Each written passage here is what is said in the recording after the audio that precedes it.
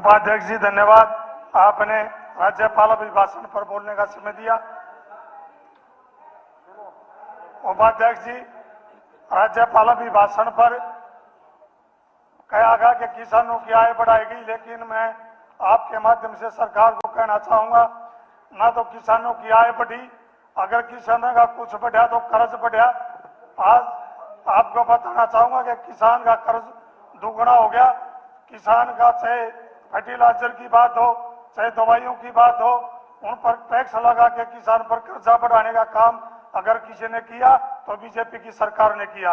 और किसान क्या, तो मैं कहना चाहूंगा कि बेड़ा गर्क इस बीजेपी की सरकार ने किया। उसके लिए मैं आपको बताना चाहूंगा कि एमएसपी के नाम पर मोटे धान की जब खरीद हुई उस पर घोटाला किया गया। प्रति वर्ष किसानों के साथ अन्याय हो रहा है, लेकिन मैं दावे के साथ कह सकता हूं कि इस वर्ष पीआर मोटी धान की खरीद में तो हद ही कर दी। सरकार ने में 2379 रुपये प्रति क्विंटल तय किया गया, लेकिन एफिड के अधिकारियों और सरकार की मिलीभगत से 15-20 दिन तक नमी का बहाना बनाकर फसल की खरीद तक नहीं करी गई। और जिस किसान का मुआवजा 12% था, उसको भी प्रोत्साहन राशि न देकर उसकी भी खरीद नहीं करने का कारण। और मैं उपाध्यक्ष जी बताना चाहूंगा कि 200-250 रुपये प्रति क्विंटल पहले किसान पर लिए गए, उसके बाद मोटी जीरी को खरीदने का काम किया गया। और उपाध्यक्ष जी मैं आपको बताना चाहूंगा कि गोवाना की अगर मैं बात करूं कि फेड की मैनेजर है रीना, उसको खाली सस्पेंड किया गया। और उसके हाथ से जब किसानों ने उसकी डायरी खोसी तो उसमें बाकायदा दुकान का नंबर भी है और 200-250 रुपये पर क्विंटल के हिसाब से जो पैसे उसने लिए और जीरी की खरीद, वो भी मैं आपके माध्यम से ये पूरे कागज सौंपने का काम करूंगा कि दुकान का नंबर 60 नंबर का रेट एक साइड 300 रुपये किसान से लिए पर क्विंटल 250 रुपये लिए। ये सारा रिकॉर्ड मैं आपको देना चाहूंगा। और सरकार ने मंत्री जी खाली उसको सस्पेंड करके करोड़ों रुपए का घोटाले पर पर्दा डालने का काम किया। मैं आज आपके माध्यम से कहना चाहूंगा कि इस पर पूरी जांच हो और जो रीना को खाली सस्पेंड करने की बात करी गई, इसको पूरी कार्रवाई हो और उसकी जांच हो। और अध्यक्ष उपाध्यक्ष जी, फर्जी पोर्टल पाए गए, फर्जी किसान बनाए गए, फर्जी लॉटिंग की गई, ये घोटाले गोवाना की मंडी मैं आपको उदाहरण के तौर पर दे रहा हूं और पूरा रिकॉर्ड के साथ। उपाध्यक्ष जी, सवाल क्या है, एमएसपी सिर्फ कागजों पर ही दिखाई देगी क्या? किसानों को उसका पूरा हक देने की भी क्या जिम्मेवारी सरकार की नहीं है? और इसी तरह किसान की प्रधानमंत्री फसल बीमा योजना का भी मजाक बनाएगा। उपाध्यक्ष जी, मैं सबूतों के साथ कहना चाहूंगा कि मेरी विधानसभा अक्षेत्र के गांव कथूरा का उदाहरण है।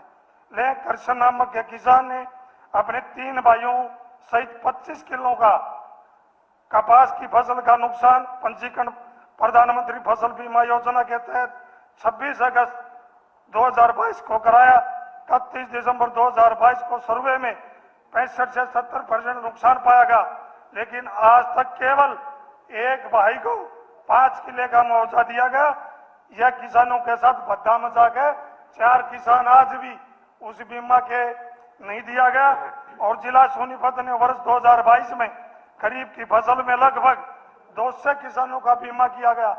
और जब उसका बजट ब्रेकिंग देखिए। लंच ब्रेक के बाद विधानसभा की कार्यवाही जारी। बजट सत्र से बड़ी खबर, कांग्रेस के 8 विधायक सदन में मौजूद हैं। गीता भुक्कल, कुलदीप वत्स, पूजा चौधरी सदन में उपस्थित। बलराम डांगी, सरदार जरनैल सिंह, बलवान सिंह दौलतपुरिया मौजूद हैं। इंदुराज नरवाल और जस्सी पेटवाड़ सदन में मौजूद हैं। तो ये वो 8 नाम जो कांग्रेस विधायकों के हैं जो लंच ब्रेक के बाद सदन में मौजूद हैं। और लंच ब्रेक के बाद एक बार फिर से कार्यवाही शुरू हो चुकी है, जिसकी तस्वीरें आप तक हम पहुंचा रहे थे। इस बीच ये बड़ी खबर, ये तमाम चेहरे सदन में नजर आए। कांग्रेस ने वॉकआउट कर दिया था, बाहर जमकर हो हल्ला हुआ, गिरफ्तारियां हुई। गिरफ्तार किए गए कांग्रेस विधायक, समर्थक, कार्यकर्ता सेक्टर 3 थाने ले जाए गए। और उसके बाद ये 8 विधायक इस वक्त सदन के भीतर हैं, जिनके नाम आपको हम ग्राफिक्स के जरिए भी दिखा रहे हैं, बता रहे हैं। मंत्री जी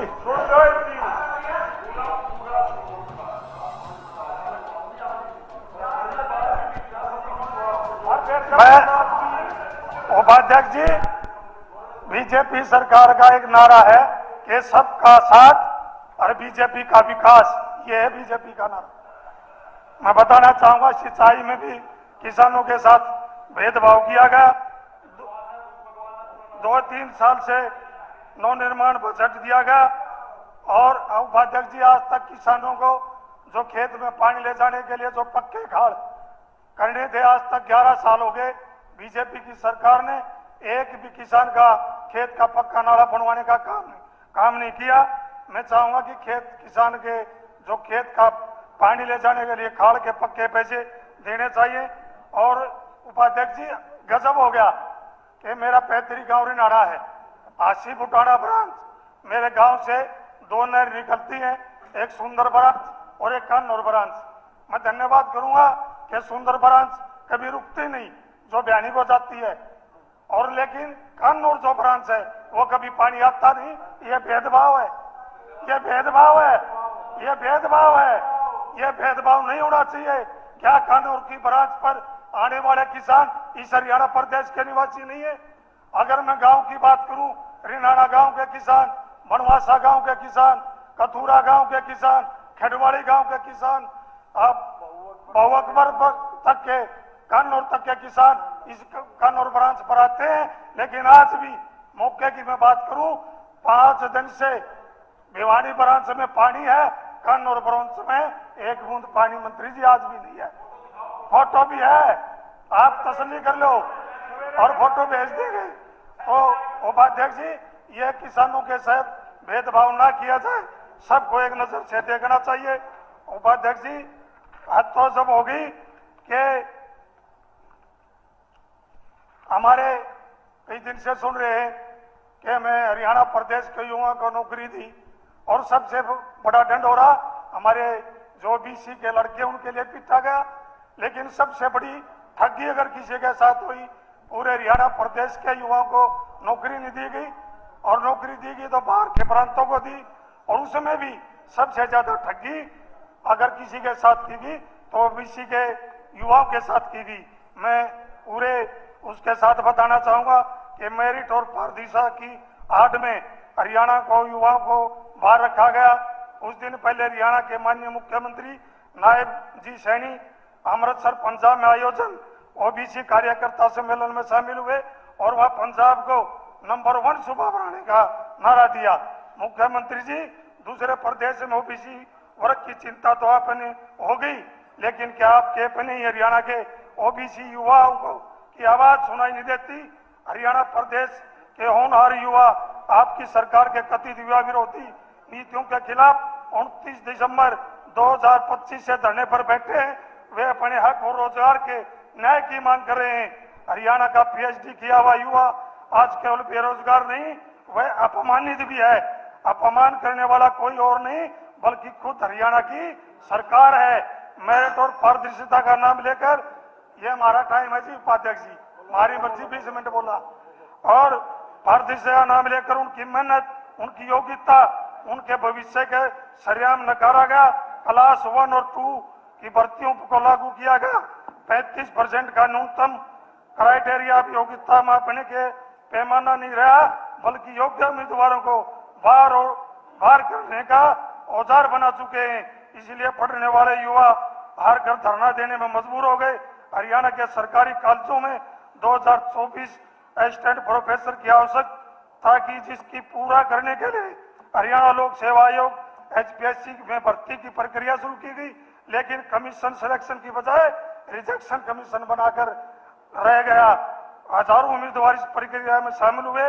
ये सभी हरियाणा के सरकारी महाविद्यालयों, विश्वविद्यालयों शिक्षित हैं। उन्होंने UGC नीट और CRC नीट जेई जैसे देश के सर्वोच्च परीक्षाएं प्राप्त की हैं, लेकिन यह एक बुनियादी सवाल खड़ा होता है, अगर UGC नीट CRC नीट का जेई का पास मेरिट नहीं तो फिर क्या मेरिट का क्या होगी?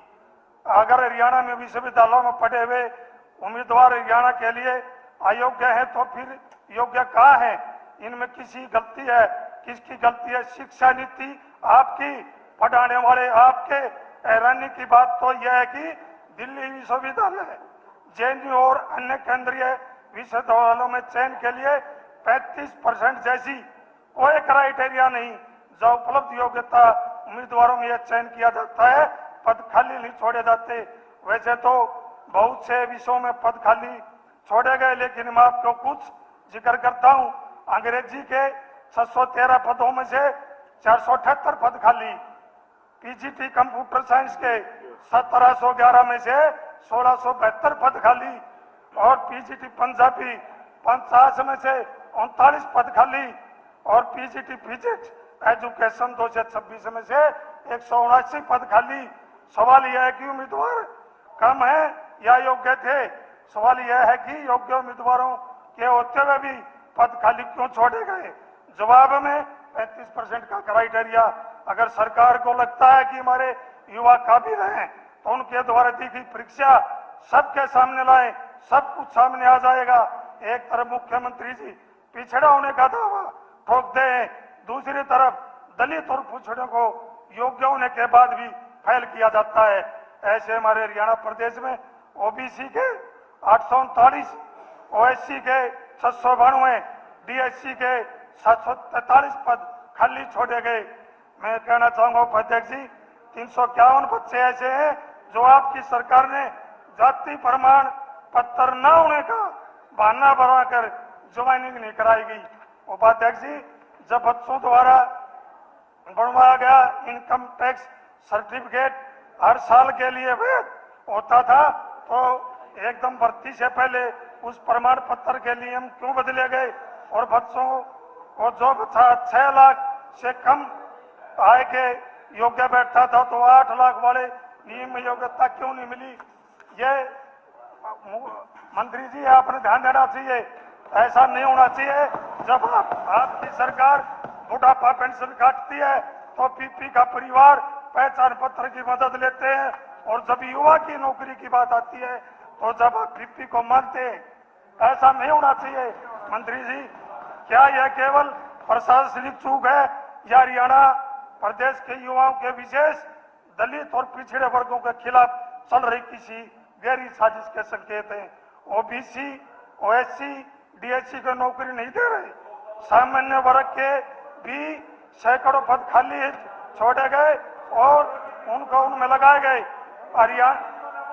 उपाध्यक्ष जी, सबसे आपको बताना चाहूंगा, हरियाणा से बाहर के ज्यादा उदाहरण ऐसे हैं। अगर मैं असिस्टेंट प्रोफेसर फिजिकल एजुकेशन की बात करूं तो 59 में से 30 युवा बाहर के हैं, हरियाणा प्रदेश के युवा नहीं है। अगर मैं पीजीटी कंप्यूटर साइंस की बात करूं 39 पद भरे गए, उनमें से 30 बाहर के हैं।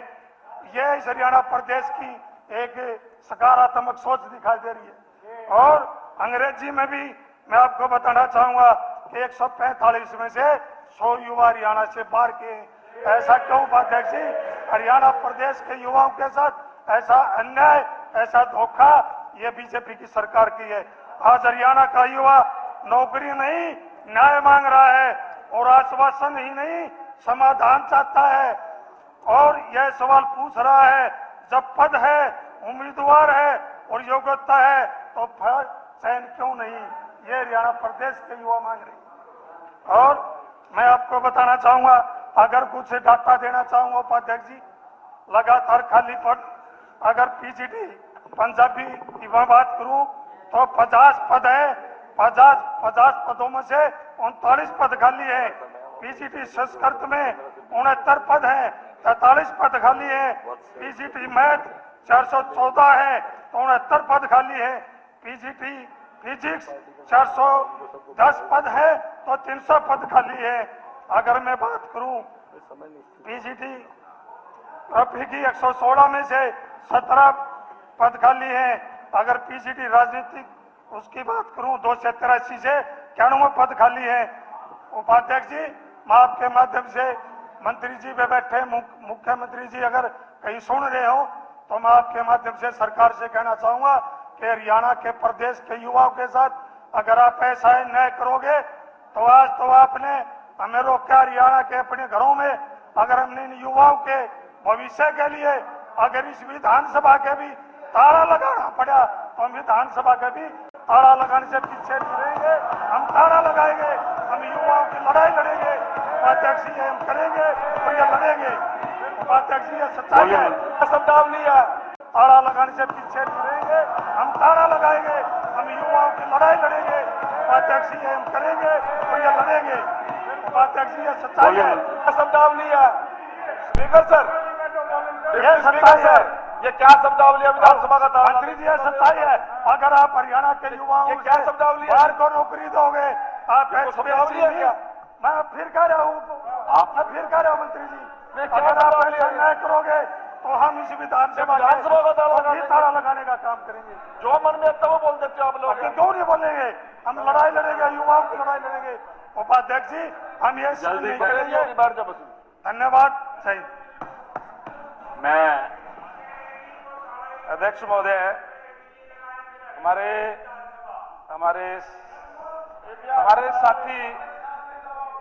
हमारे साथी इंदुराज नरवाल जी ने को बड़ी चिंता हो गई ओबीसी की, एससी की। अच्छी बात है, चिंता होनी चाहिए, लेकिन ये चिंता कांग्रेस के लोगों को जब होती है जब ये विपक्ष में होते हैं तब याद आती है। जब सत्ता के अंदर होते हैं तो सबसे ज्यादा ज्यादतियां अगर किसी ने करने का काम किया तो कांग्रेस के लोगों ने करने का काम किया। और इसका उदाहरण है, मैं वैसे नहीं कह रहा कोई बात, जवानी वैसे नहीं कह रहा। उड़ा कांग्रेस की सरकार थी, कांग्रेस की बात तो सुन ले मेरी। कांग्रेस की सरकार थी, 16,000 पद बैकलॉग के छोड़ने का काम किया। 16,000 पद, कोई थोड़े नहीं, ऑन रिकॉर्ड कह रहा हूं मैं, हाँ ऑन रिकॉर्ड कह रहा हूं। 16,000 पद बैकलॉग के छोड़ने का काम एससी और बीसी के लोगों का इन्हें करने का काम किया। जब भी कोई भर्ती आती थी, एक ही बात कह करके कि योग्य उम्मीदवार ना पाए जाने के कारण ये पद रिक्त छोड़े जाते हैं। उन लोगों को योग्य घोषित करने का काम किया, उन लोगों को योग्य घोषित करने का काम किया जो लोग मेहनतकश हैं, जो लोग जन्मजात स्किल्ड है, जो हाथ से काम करने वाले हैं। कोई कारपेंटर है, कोई कपड़े का काम करता है, कोई लोहे का काम करता है, कोई मजदूरी का काम करता है, कोई चिड़ाई का काम करता है। उन लोगों को इन्होंने अयोग्य घोषित करने का काम किया। क्यों किया? क्योंकि उनके पास पैसे नहीं थे, क्योंकि उनके पास पॉलिटिकल सिफारिश नहीं थी, इसलिए आप लोगों ने उनको अयोग्य घोषित करने का काम किया।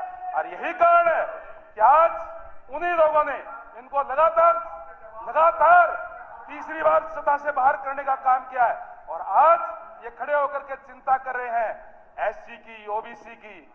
ये यहां कांग्रेस के लोग तो ये कहते थे बाबा साहेब डॉक्टर भीमराव अम्बेडकर जी ने जो संविधान बनाने का काम किया, जो आरक्षण की व्यवस्था करने का काम किया, वो किस लिए की?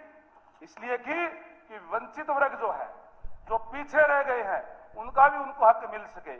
और आज इन लोगों ने जब कोई डीएससी की बात आती थी तो कहते थे कि हमें बांटने का काम कर रहे हैं। बांटने का काम नहीं कर रहे थे, उनको हक देने का काम कर रहे थे जो पीछे रह गए। ये कार्य अगर किसी ने किया तो भारतीय जनता पार्टी की सरकार ने किया, आदरणीय नायब सैनी जी की सरकार ने किया, जिन्होंने पहली कैबिनेट मीटिंग के अंदर यह फैसला किया कि आज से ही हरियाणा प्रदेश के अंदर 10% से अलग से डीएससी का आरक्षण होगा। और आज ये लोग चिंता करने की बात कर रहे हैं जिन्होंने हमेशा उनके साथ जातीय करने का काम किया, जिन्होंने हमेशा उन लोगों को अनदेखा करने का काम किया। आज ये लोग इस तरीके की बात कर रहे हैं।